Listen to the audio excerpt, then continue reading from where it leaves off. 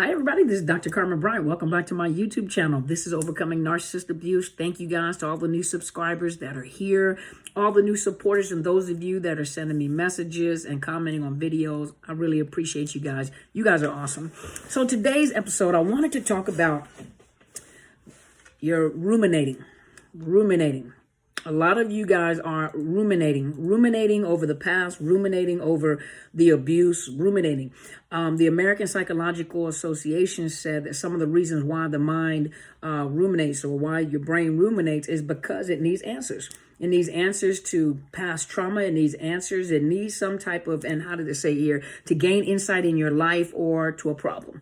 And so it needs, your brain needs answers. Your brain is this fascinating, what we would consider a machine. And your brain wants answers. It wants resolutions. And most of you guys come out of these relationships, or even with your family, what is the biggest questions that you guys are asking? Think about it for a minute. Why? Why did they do me this way? Wasn't I good enough? How could this happen? How could I not see this coming? And so you are ruminating in your mind. You keep playing the scenario over and over and over again. You're starting from the beginning of the relationship, and you keep playing it over and over and over and over again. Now, when you allow your mind that much freedom to just run wild, your brain is going to create stories and movies. That's why Stephen King is fascinating when it comes to the king of horror, because his mind runs on and creates these stories and creates these horror movies that we watch. Well, you allow your brain to keep running on, and your mind to run on, is going to create some wonderful fiction and nonfiction books. Most of the time it's nonfiction, because your mind is adding where there are holes, where there is missing pieces. You're allowing your mind to just create stories.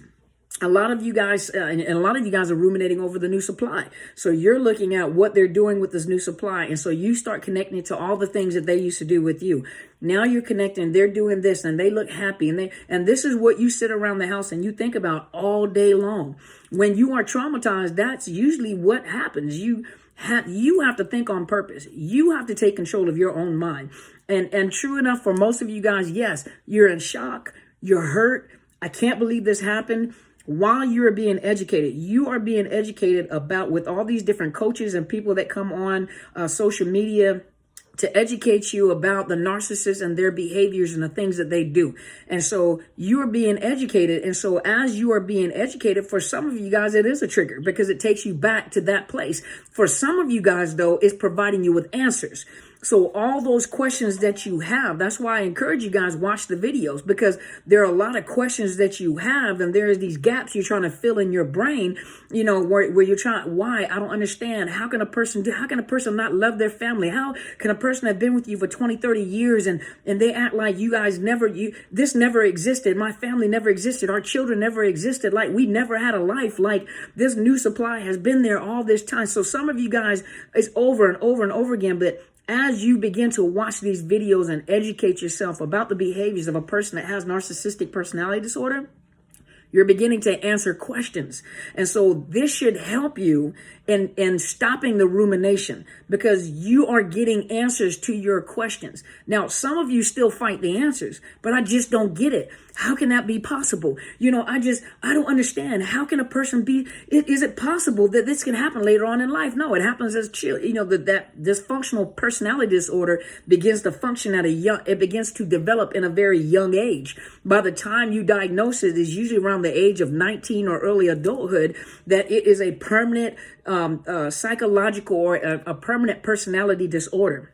And is usually diagnosable in adults. You can see it developing in children. Will they ever change? No, they won't ever change. Psychology, I don't care how much you try to manage the behavior. You can manage the behavior to protect yourself, but you're not going to change it. It is a permanent personality trait. It's like an animal or a dog's temperament. I know it sounds bad to say this, to compare him to an animal, but it's like a dog's temperament. Whatever that dog's temperament is, that is what that dog's temperament is. There are certain breeds that are good with young kids. There are certain breeds breeds that are bred to be work dogs. There are certain breeds that are good for like emotional support animals, or like visiting a hospital to like nursing homes. Certain breeds are really good and very calm dogs, but that is their temperament. There are some that are bred for fighting. There are some, that are aggressive, that are watchdogs. These are good watchdogs. So each one of you, those of you that are dog lovers, the certain temperaments that these dogs have, and they're permanent. That's how they are.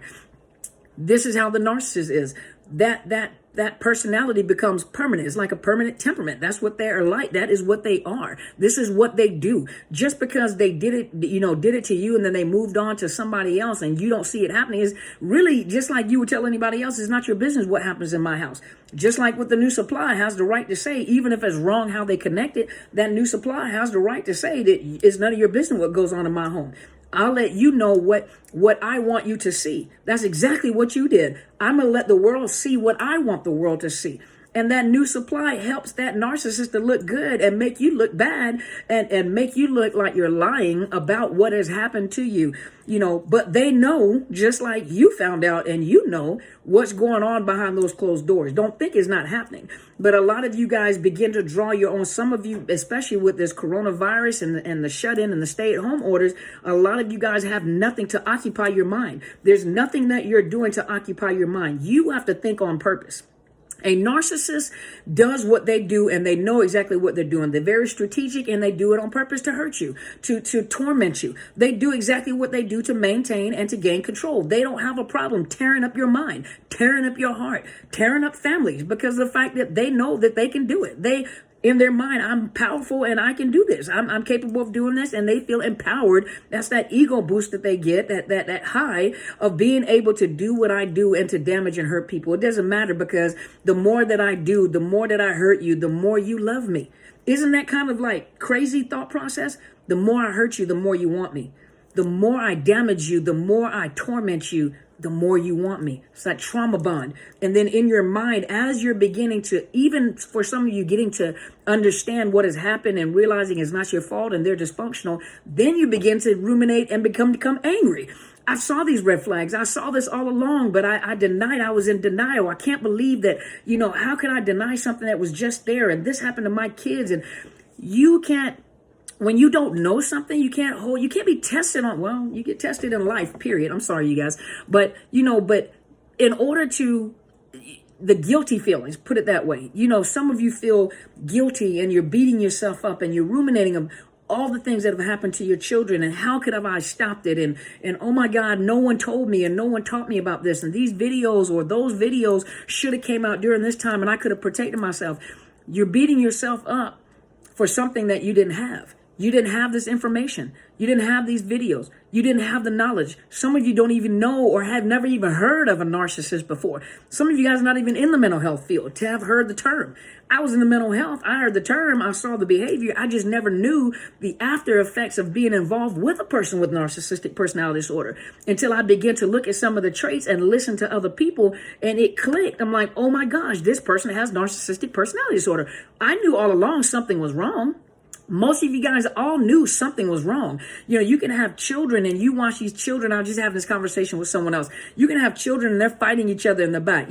Stop touching me. Stop touching me. I'm not touching you. I'm not touching you. You're in my space. Get out my space. I'm not in your space. Get out. And you're like, oh my gosh, if you guys don't stop it, I'm coming back there. While I'm on the highway, I'm going to fight all you kids in the back.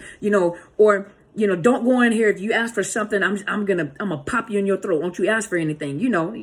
Ethnic parents, Hispanics and most of us are like, I'm going to pop you in your throat, say something else. And they go in there and they do just the opposite of what you told them to do. They don't mind embarrassing you in public and you're trying to be all dignified. Like when we get home, I'm going to pop you in your face, but think about it for a minute. So if you get frustrated with your own children, imagine this narcissist growing up with the mentality and the behavior and the coping skills of a child. They have this developmental delay. It's like not developmental delay, but they have this arrested development. And so most of them are able to hide behind that mask until it gets to a point where they can't control it anymore. And then when you see that mask fall off, in your mind, you're thinking like, what in the world did I get myself into? This is like a grown baby man or a grown baby woman, or this is like a temper tantrum having child, adult, grown baby person, and most of you guys are appalled at what you accepted, but you didn't have that same knowledge. Imagine if you could talk to yourself, that your today's self can talk to your years ago self, teenage self, young self. There's some knowledge you have right now that you would give your younger self so that you wouldn't make some of the same mistakes that you've made now. But just like I tell most people, if you go research diamonds, those of you guys that are jewelers, a diamond that has a lot of flaws, more flaws toward the center, not to the surface. It doesn't matter the flaws you have on the surface, whether one eye is bigger than the other, one leg is longer than the other, girl. If you can still play kickball, we still gonna be your friend. But one arm shorter than the other, if I can still hug you, we're good. But one nostril bigger than some of you guys are worried about the wrong thing. That's superficial flaws. Who cares about the superficial flaws? It's what's on the inside. And when you look at a diamond and a jeweler looks into the center of that diamond, the more flaws in the center of that diamond, the more precious that jewel becomes, the more valuable, the more priceless. Some of you guys don't understand that the things that have happened to you, not good, we don't applaud it, but you have become flawed. When it says flawed, heartbroken. Some of you guys have been so wounded and so hurt, but it makes you priceless. You have information and knowledge that you can teach other people once you get through your healing. And you have to remember that when you're ruminating, they purposely damage you. They purposely try to hurt you. That's what they do. They love to see the pain of other people, emotional pain, because it makes them feel empowered. Where if they purposely do this, then you have to purposely take charge of your healing. You have to take charge of your mind. But I can't stop my mind from thinking. Yes, you can. Yes, you can. You in the beginning is going to take a while to do it, because you have given your mind so much free will and so much free power to just ruminate and create these stories, and you just allowed yourself to think. You have to think on purpose now. You have to stop. When you find yourself doing it and you start getting emotional, you got to change and think about something else. Find something else to do. Some of you guys are talented. Make jewelry, make makeup, go outside and fix your house, go and do your yard work, go build stuff. Go build furniture. Go look on YouTube videos to learn how to build a motorcycle, build a car. Some of you guys are good with your hands. Some of you guys are good with your mind. Build classes, write books. You have to find something. You can't just sit during the coronavirus and we're in the shut-in and you guys are not doing anything with your mind. That narcissist purposely did something with your mind. They purposely tried to damage your heart. They purposely mess with your head. You can't just let your head sit there and fester. That sounds bad. Sounds like we're on the Addams Family. You can't just let your mind just fester. You're going to let your mind just run. That's why some people just lose their minds. That's why some people go into psychotic episodes. That's why some people have emotional breakdowns and they need to be on medication, because you've allowed your mind to take control. But Dr. C, I can't control these thoughts. These are intrusive thoughts. Yup. And every time one comes, you think of something else. And the more you get into the habit of taking control of your mind and your thoughts, the easier it will become. When I get angry, I just think of something else. Now, I have a belief system. You guys have to go whatever your spiritual belief system is. And for me, I pull the thought down and think of something else. Put it on the altar. Let me put that on the altar. Because really what I want to do, I want to throat punch you. I want to just pop you in your mouth. But when I feel that way, let me go and change my frame of mind. Let me go think of something else. Let me think of you guys. Let me think of something that we can talk about. Let me go build these classes that I'm doing, so I preoccupy my mind with other stuff so I don't ruminate like that, and some of you guys ruminate like that. And so you have to take control of your thoughts. You have to think on purpose. And you have to get control of those thoughts, because some of you are ruminating to a point. You sit at home, that's all you do. So some of you guys have ruminated to a point where you are stressed. You're having panic attacks. You're having anxiety attacks. You're crying every day. I can't take it. I'm not going to make it. And guess what you're doing? You're creating a story with this new supply. You're going on and looking at her picture, his picture. You're going on to see what they're doing, and they are gladly obliging you with their facade. They're gladly obliging you with the fantasy island. They're giving you what you're asking for, and you're looking for it, and you look for it, and you're going to find it. And now you're sitting at home, need medication, but you have to take charge of your own thought process. The rumination is real. You have to take charge of your mind and think on purpose, because this is serious. This has happened, but you are responsible for your healing. You take charge of your healing. If they did it on purpose, you heal on purpose. You think on purpose. You do things on purpose. When I say on purpose, not negative, do things on purpose for your progression. Who's waiting for you to make it out of this situation? Who's waiting for you to tell them how to get out of their situation and that it's going to be okay? And this is what you need to do. And I did it too. A lot of you guys have gotten out the situation. Now you're trying to get the residue out of your mind, the fleas, trying to get that residue off of you. It's going to work. It's going to help. And thank you guys so much for listening. I'm Dr. Carmen Bryant. This is my YouTube channel, Overcoming Narcissist Abuse. Make sure you hit the subscribe button and make sure you hit all, so all the videos or anything that I post shows up. Thank you guys for your support. If you look right up underneath the video, you will see my Cash App and my PayPal. Some of you guys asked to donate. I really appreciate you guys. Thank you so, so much. It helps me to continue with these programs because, you know, classes, Zoom conferences, those things that I want to do, it costs money. And so the more comes out of my pocket to have to fund it, the longer it takes for me to be able to fund it. But when you guys assist me, it helps me to fund this so I can make it happen quicker. That also, I like to bring you quality work. And so I don't try to rush through anything. I try to make sure I bring you quality information that's going to help you in your process of healing. Those of you that have reached out for coaching and I've had the opportunity to meet, thank you so, so much. It is an honor and it is always a privilege to meet you guys and to actually see your faces that are behind the names on YouTube. So if you need coaching, I think my information is right up underneath the video. It is Dr. Carmen Bryant at Outlook.com. I cannot provide counseling to those outside of the state of Washington. If you are inside the state of Washington, I provide counseling only. Coaching is for those that are outside the state of Washington. And if you guys need coaching, two different things. But you email me and I'll provide you with more information and my fees and my schedule for those of you that are interested. Those of you that need counseling, you can go. I have a sponsored link right up underneath here. It's called BetterHelp.com/Dr. Carmen. You get a 10% discount. You can also let them know if you're having financial difficulty, especially during this COVID-19 pandemic. Let them know that you're having financial difficulty. They will assist you with a grant.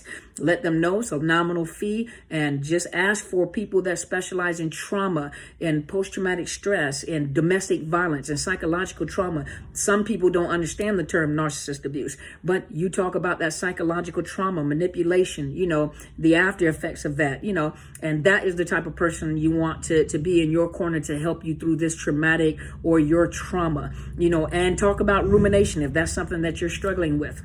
And so also make sure you check out my mentor's YouTube channel. It is Helen Sadler, Destiny Helper. Make sure you hit and subscribe. Well, subscribe and hit subscribe and make sure you subscribe and hit all so that all the videos show up whenever she posts or whenever I post. Make sure you share, help people out. You never know who's in a situation. Everybody doesn't tell you everything because just like you, they may be embarrassed and humiliated and assume that people will never understand what it is they're going through. But when you share these videos, you never know. They can click and watch the videos and you don't even know that they're watching the videos, but it will help people. Many people have accidentally stumbled across my videos and it spoke to their situation at that particular time. Likewise with my mentor. A lot of people stumbled across her videos and she was talking about that particular situation right at the right time.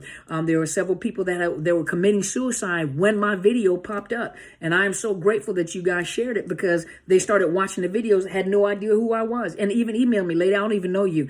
But you know what? You were talking to me about my situation at that particular time. So you never know who you will help. So please share the videos. Also, I am on Podbean. So I do have podcasts. I'm working back up. I have to work my little repertoire back up. But I am on Podbean. That's my main platform. It's under Overcoming Narcissist Abuse. You can find me on iTunes, Spotify, iHeartRadio, Google Play. But my main platform is Podbean, and you're welcome to follow me there and on YouTube, Overcoming Narcissist Abuse and Psychological Health Consultants and Services. Be patient with me. I am currently working on classes, and as I'm working on the classes, also giving me the idea of the Zoom conferences that I'm working on. But whenever you guys donate, it helps me to alleviate some of the expenditure because as we're, as a person is putting this stuff together, remember, it does cost to do this. And when they're self-funding it, it's coming out of their own pocket. Sometimes there's a delay, so I can't bring it to you, or they can't bring it to you as fast as they want to, because there is a delay. There are other financial obligations that they have in order to put that back, because that's not my primary business. That's my secondary business. And so whenever you guys donate, do know that your dollars go to good use and making sure I can create these programs and purchase these platforms to put it on for you. And I want to make sure I bring you the best information I can with excellence. Now, I'm going to put my personality in it. Y'all know that.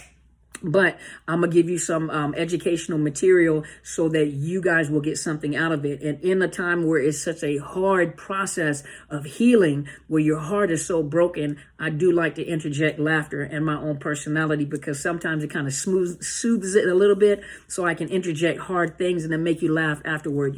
There's nothing but a big smile and you're crying at the same time, so you don't know whether to laugh or smile.